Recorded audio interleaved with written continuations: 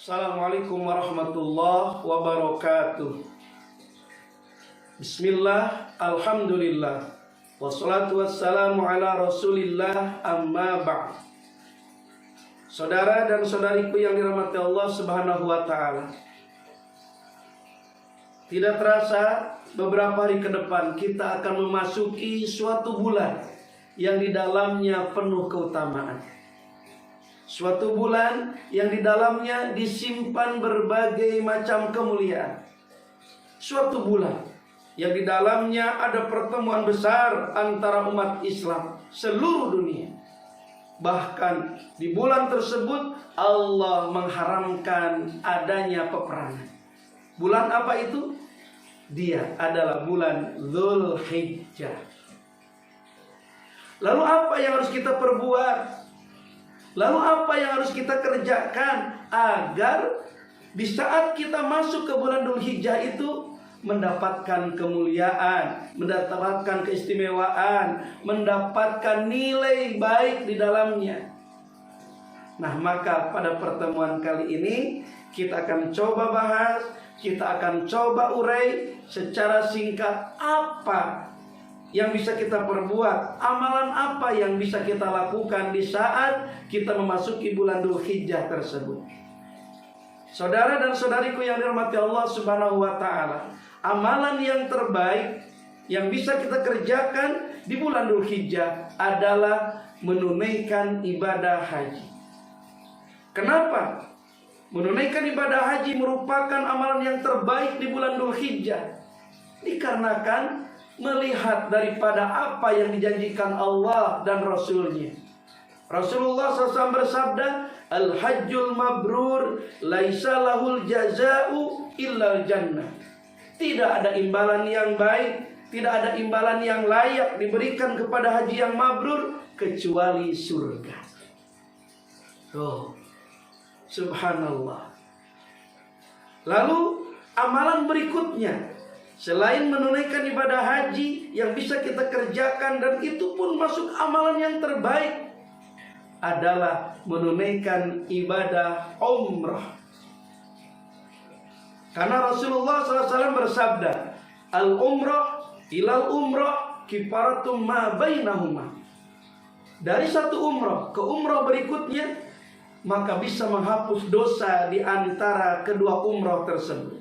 Bayangkan oleh jemaah, bayangkan oleh abang, bayangkan oleh ibu, di saat kita pernah berumrah di tahun 2000, kemudian kita 2002 ini menunaikan ibadah umrah kembali 12 tahun.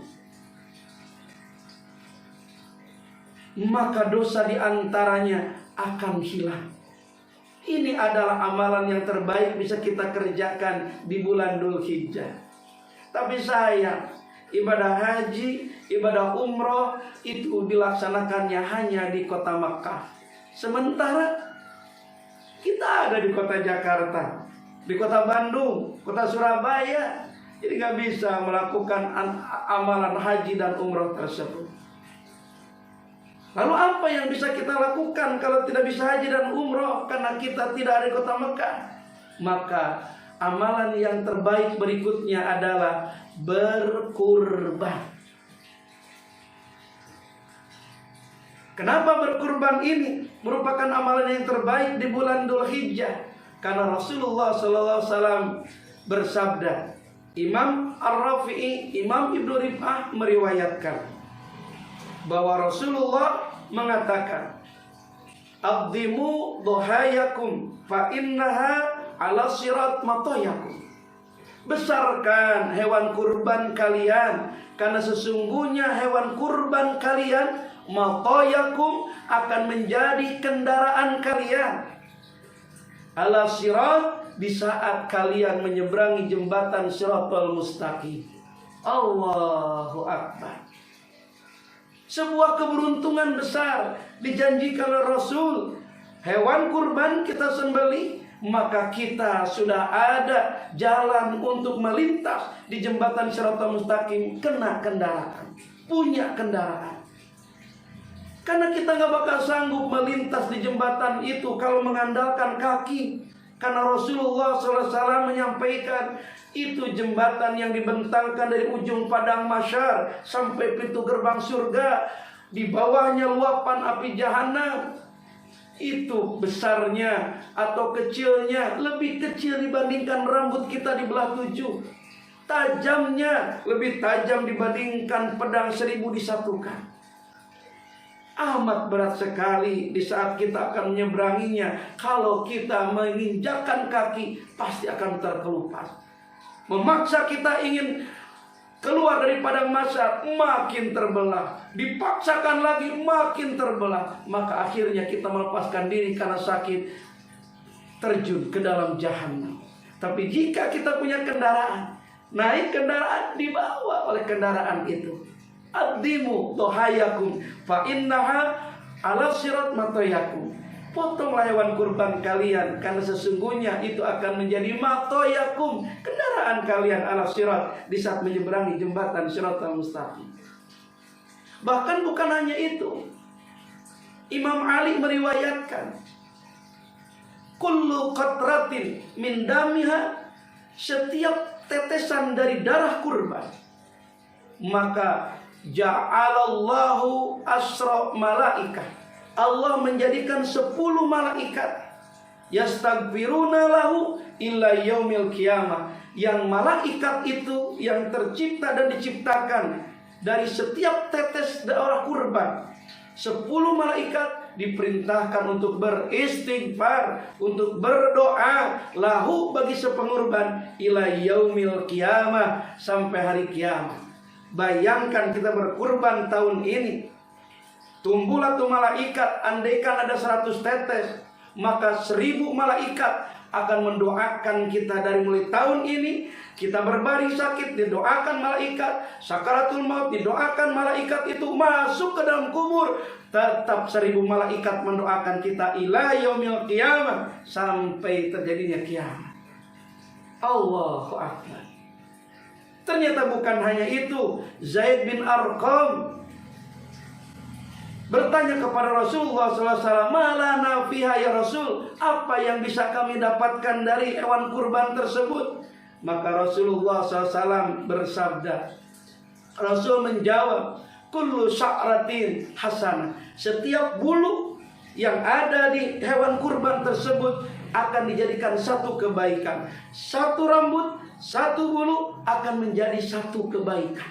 Bayangkan berapa banyak itu bulu, itu rambut yang nempel di hewan kurban. Meskipun kita tidak pernah menghitungnya, tapi itu ada tugas malaikat untuk menghitung semua bulu yang ada di tubuh hewan kurban. Tak akan ada satu bulu pun yang lewat dari hitungan malaikat, karena itu akan menjadi satu kebaikan untuk si pengurbannya. Allahu Akbar.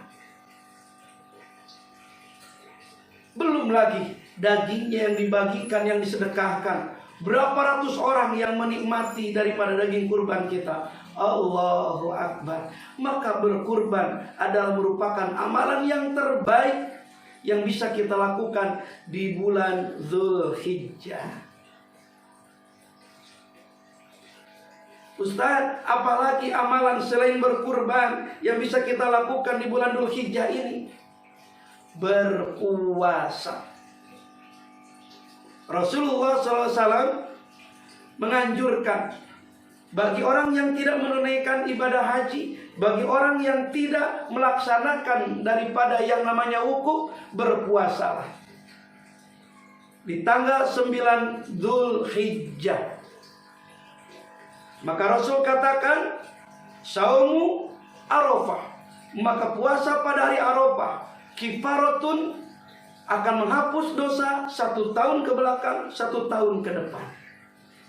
Bahkan dalam hadis riwayat Ibnu Abbas, Rasulullah SAW menganjurkan puasa di 9 hari pertama di bulan Dzulhijjah. Kenapa? Dikarenakan tanggal 1 Dzulhijjah itu bertepatan dengan diterima tobatnya Nabi Adam alaihissalam. Maka barang siapa yang berpuasa pada tanggal 1 Dzulhijjah, Allah akan ampunkan dosa-dosanya. Tentunya dosa-dosa kecil. Kemudian tanggal 2 Dzulhijjah Allah mengabulkannya doa Nabi Yunus alaihissalam, yang dia berdoa, yang dia meminta kepada Allah di saat ditelan ikan paus. Tidak ada jalan untuk keluar, hanya beliau berkata la ilaha illa anta subhanaka inni kuntu minadz zalimin. Maka dikabulkannya doa Nabi Yunus sehingga bisa keluar tanggal 2 Dzulhijjah. Maka siapa yang berpuasa pada tanggal 2 Dzulhijjah, Allah akan berikan nilai sama dengan ibadah 1 tahun penuh. Tanggal 3 Dzulhijjah diterimanya, dikabulkannya doa Nabi Zakaria alaihissalam yang meminta keturunan, padahal dinyatakan istrinya itu mandul. Tapi Nabi Zakaria tidak putus asa karena yang menggenggam kehendak, yang memberikan rezeki dan segala sesuatu adalah Allah. Maka Nabi Zakaria terus berdoa, Rabbi habli min ladzunka dzurriyyatan thayyibah innaka sami'ud du'a. Tuhan, Rabbi habli, berikanlah kepadaku min ladunka, dari sisimu, dzurriyyatan thayyibah, keturunan yang baik. Innaka sami'ud du'a, sesungguhnya engkau yang maha mendengar doa. Maka subhanallah, dalam satu riwayat 120 tahun istrinya baru diberikan jawaban, diterima doanya Nabi Zakaria mengandung. Bertepatan dengan 3 Dzulhijjah. Maka siapa yang berpuasa di tanggal 3 Dzulhijjah, Allah akan kabulkan doa-doanya orang yang puasa tersebut apabila minta kepada Allah. Tanggal 4 Dzulhijjah lahirnya Nabi Isa alaihissalam. Maka siapa yang berpuasa di tanggal 4 Dzulhijjah akan dipelihara dari kemiskinan dan kesengsaraan. Tanggal 5 Dzulhijjah lahirnya Nabi Musa alaihissalam. Berpuasa tanggal 5 Dzulhijjah, Allah akan melindungi, menghilangkan sifat kemunafikan dan siksa kubur bagi orang yang memuliakan tanggal 5 Dzulhijjah dengan berpuasa. Tanggal 6 Dzulhijjah Allah membuka pintu-pintu rahmatnya untuk diberikan pada para nabi, para rasul, para utusannya.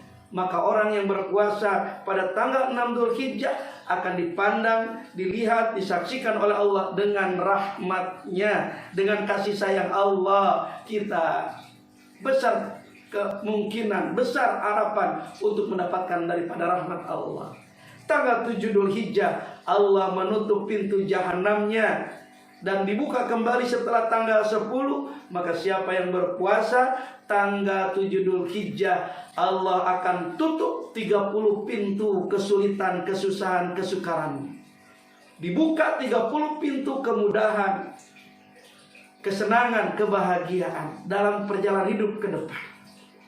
Tanggal 8 Dzulhijjah hari Tarwiyah, di mana Nabi Ibrahim dimimpikan menyembelih putranya.